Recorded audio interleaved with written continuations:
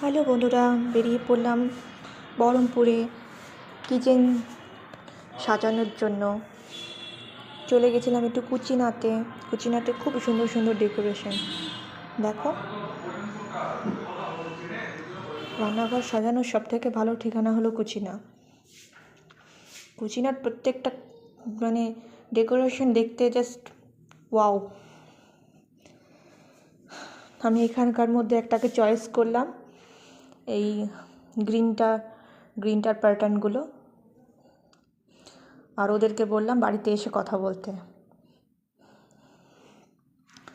তো বন্ধুরা, তোমরা আমাকে জানাও কোনটা ভালো লাগছে, এই গ্রিনটার প্যাটার্নটা না আরগুলো। আজকের ব্লগ এতটুকুই।